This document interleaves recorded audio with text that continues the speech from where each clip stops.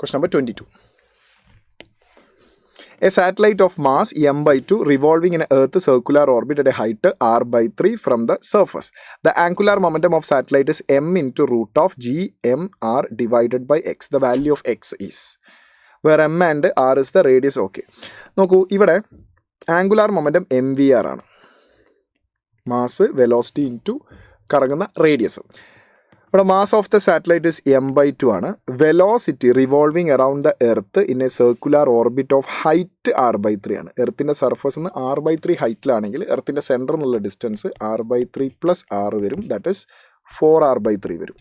ശരിയല്ലേ? ഇതാണ് കറങ്ങുന്ന റേഡിയസ്. അപ്പോൾ ആ റേഡിയസിൽ കറങ്ങുമ്പോൾ ഓർബിറ്റൽ വെലോസിറ്റി ഇക്വേഷൻ നമ്മൾ പഠിച്ചിട്ടുണ്ട്.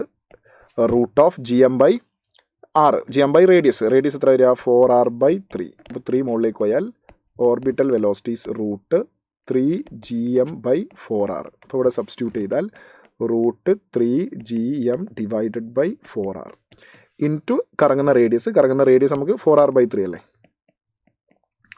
ഇതിൽ നമ്പേഴ്സിനൊക്കെ റൂട്ടിൻ്റെ അകത്തേക്ക് കൊണ്ടുവന്നാൽ m into root of 3gm divided by 2 റൂട്ടിൻ്റെ അകത്തേക്ക് വരുമ്പോൾ 4 വരും. 4 ഇൻറ്റു 4r. 3 റൂട്ടിൻ്റെ അകത്തേക്ക് വരുമ്പോൾ 9 വരും. സിമിലർലി ഈ 4 റൂട്ടിൻ്റെ അകത്തേക്ക് വരുമ്പോൾ 16 ആവും. അപ്പോൾ 4 ഇൻറ്റു 4 16 കട്ടായിപ്പോയി. 3യും 9ഉം കട്ട് ചെയ്താൽ താഴെ 3 വരും. So m into root of gm divided by 3 എന്ന് വരും.